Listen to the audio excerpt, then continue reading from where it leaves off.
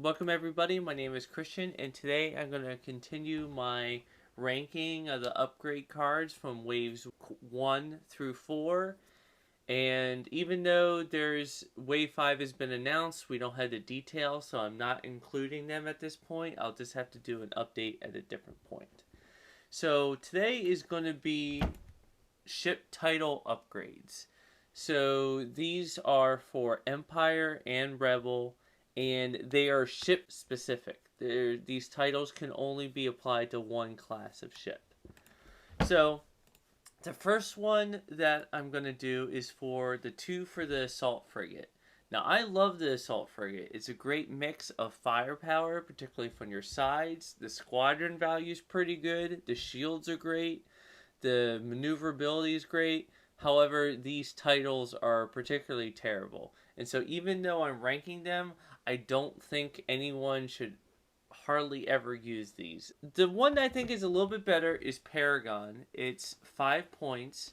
While attacking a ship that you've already attacked, you get to add a black die to your attack pool. So that's at any range, but this means that you have to double arc one ship. So you definitely don't want to have this when you have Akbar, because Akbar is firing only from your sides. So when you have Akbar, having gunnery teams is particularly good, because that way you can fire these powerful sides at two different targets. But with Paragon, you want to fire at one target twice. So if you have advanced gunnery objective, that's actually a great way for this to happen. That was a much better option during wave 1, because if you had advanced gunnery, you could put it on this ship and then you get an extra die. However, you never know what your opponent is going to have. So if you have advanced gunnery in your list, yeah, it's going to make your assault frigate more powerful. So you could fire shots twice from the same hull zone to get that 3 red. But if they have an ISD or an MC-80, that's just too much risk that you can give them enough firepower to fire from that arc twice onto the same ship. So it's just not that great of an upgrade. The next one is 8 points for Gallant Haven. When a friendly squadron at distance 1 suffers damage from an attack, reduce that total damage by 1. I mean, it's pretty useful, but distance 1 is really close. So those ships really have to be hugging that vessel. You could move away from them and then they don't catch up until later on in the squadron command. So I just don't see either one of these as being useful. Next one is for the corvettes, the CR-90 corvettes. Now I'm going to break my own rules here. I love all 3 of these upgrades, and I go ahead and give them a tie because they're all great and they're all very situational. But I've built fleets where I've used all 3 of these at the same time with 3 different corvettes. If you have a corvette, you should really put on at least one of these upgrades. So the one that may be a little bit better, that I like a little bit more, is Janus Light. It's only 2 points, and you can ignore overlapping obstacles, and your attacks cannot be obstructed.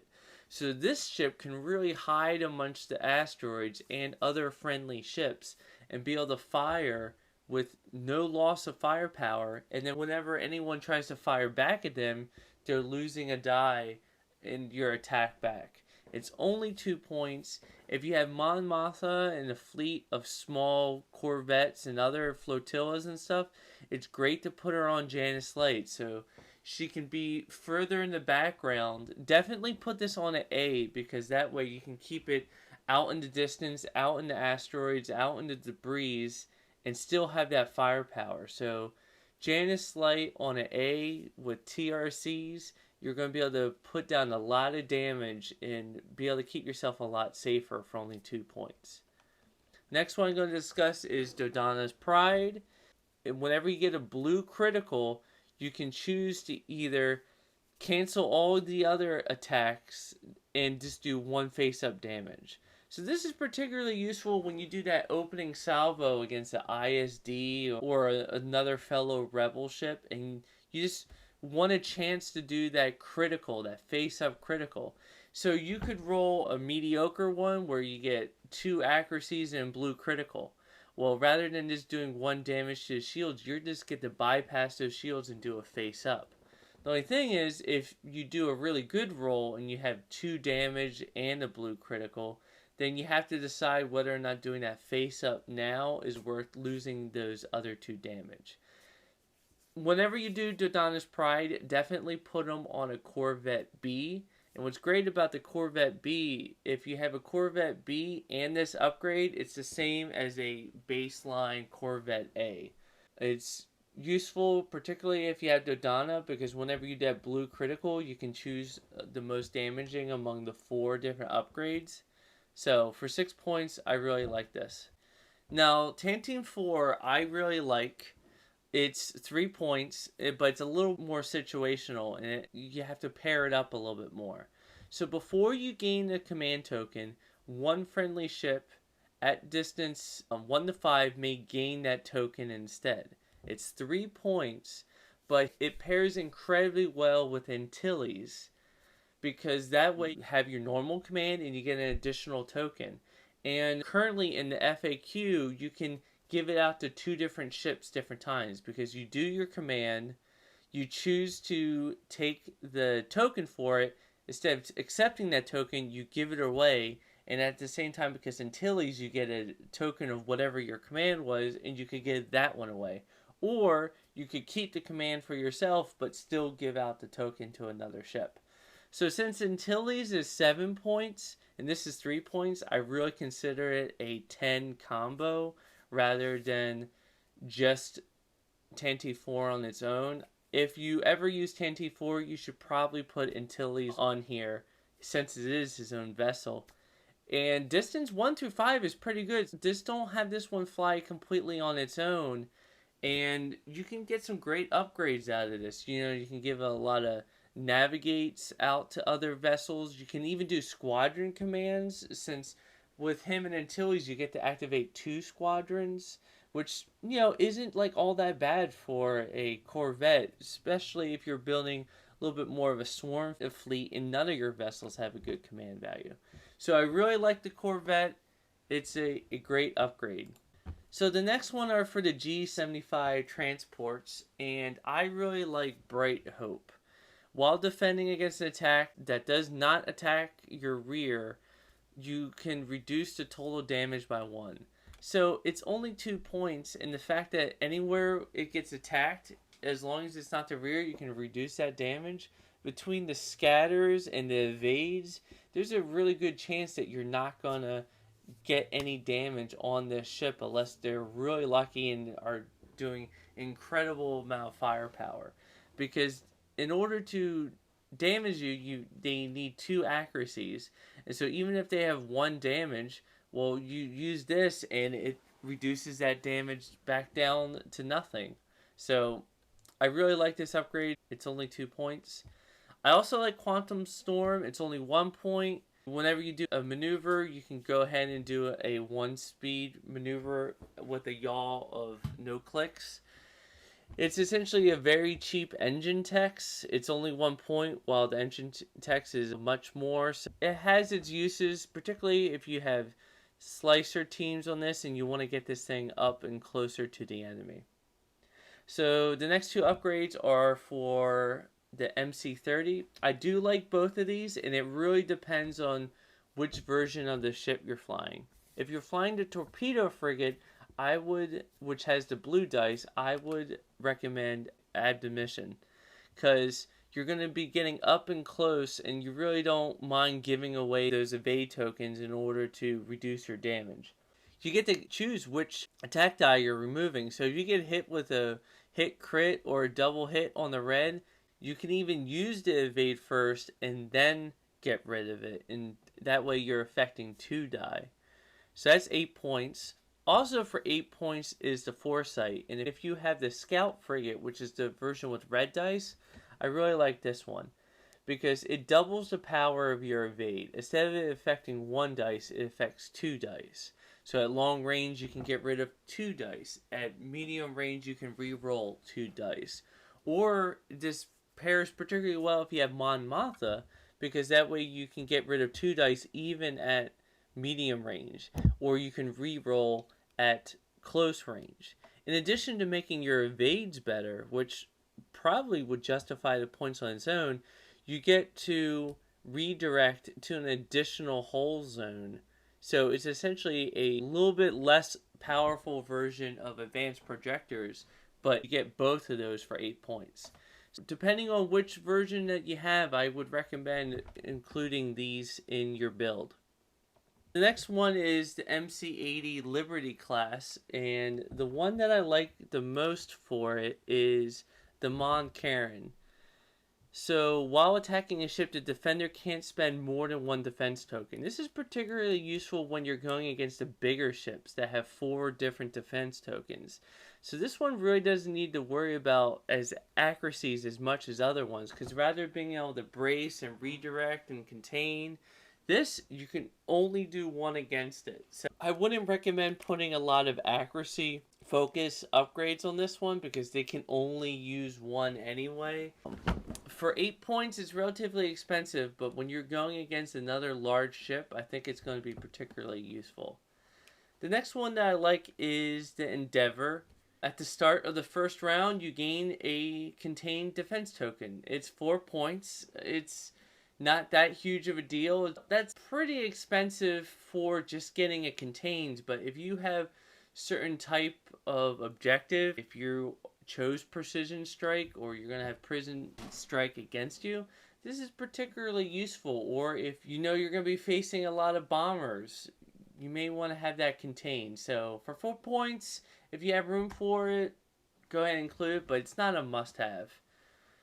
The one that I put at the lowest is the Liberty, because when you spend a squadron command token, you get to activate 1 additional squadron.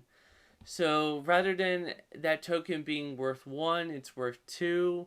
It's not that big of a deal unless you have Garm or someone else that is going to be giving you a lot of tokens, or you have the Tanti 4 and it's going to be giving you a lot of squadron commands. That's really the only reason that you would ever have a lot of navigate tokens rather than just doing it self with the command. So for 3 points, it's kind of situational. Either pair it with Tanti 4 or Garm, but that's for the MC-80.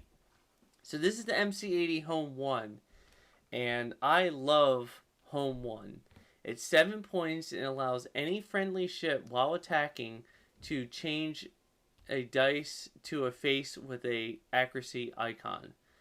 This is really useful, especially when you have Akbar and you're going to be shooting out a lot of those red dice. The fact that you can change one of those blanks into an accuracy and that you always have a guaranteed accuracy if you're near Home 1, it's great. And it doesn't get exhausted. It's all friendly ships that fire, even if they have gunnery teams for each one of their attacks. You can really do some really devastating damage against ships that particularly don't have ECMs. There have been plenty of times against Imperial Star Destroyer 1s or against Victory Star Destroyers. I've been able to just take away that brace token each time, and it can really eat away at them. So I really like it. I also like Defiance. It's 5 points, and if you're attacking a ship that's already activated, you get to add 1 dice of any color to your attack pool. I usually add a black die, but if you need a accuracy, you may want to go ahead and add a blue die. And if there is another ship that is Home 1 nearby, in case you're one of those odd people that have 2 MC-80s, they could actually help each other out. It's 5 points. If you have this, you may want to make sure you have a good number of ships. Make sure that you're targeting a ship that's already activated. This isn't a ship that you want to go first on. For 5 points, going to be able to add that black at any range, particularly useful. Now, the last one is Independence. I've seen it used a few times. It's, in theory, good to be able to move a ship up to speed 4, but it's only when they're not attacking, and it's 8 points. And essentially only really useful for B-Wings because X-Wings are already 3, so going 1 up more really isn't worth that cost. A-Wings go 5. It actually doesn't do anything for them. So unless you have a lot of B-Wings and you're really planning on doing a navigate command a lot and getting those B-Wings around, I would just skip on this one. The next ones are for the Nebulon-B, and I famously dislike the Nebulon-B for a lot of different reasons, but I gotta admit, their titles are some of the best in the game, and if you have a Nebulon-B in your fleet, you should have one of these title upgrades.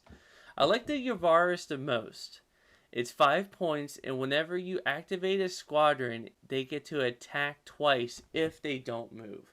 This is particularly useful if you have Antilles on there, so you can activate 3 because you get that extra token, and if you have hero squadrons, because those hero squadrons are a little bit tougher. So this can be really useful for both hero squadrons and regular squadrons, like particularly for X-Wings, because being able to roll that 4 base damage against other squadrons, you can really tear stuff up. So it's 5 points, and I like using this one. The next is Salvation. Now, for Salvation, whenever you get a red critical from your front head zone, it counts as 2 damage instead of just 1. You still get to do critical effects as well, and it's 7 points. This is particularly useful if you have spinal turrets, and that way you get to add an additional red die. So you could be firing 4 out. Maybe you even do a concentrate fire, so you're rolling 5 out, which is really good on its own. But for every critical you get, it counts as 2 damage. So that's pretty darn good, and it can be a really powerful sniper. But you got to make sure you put it at speed 1, just have it face the enemy and just slowly move towards it. Ideally with having some other ships on its flanks. And the last one is Redemption. It's 8 points. It's pretty expensive. If you have shield projectors on another ship, just giving them all an additional point, it's particularly good. Or if a friendly ship has projection experts. So this is definitely something that you need to pair up with other things. You don't want it just to give out an additional engineering point. You want to have a lot of ships. Maybe if you have a GR-75 with repair crews and just be able to do more things that way. I don't use it nearly as often, but I do find it helpful. So this has been the end of the Rebel title upgrades. Next will be the Empire.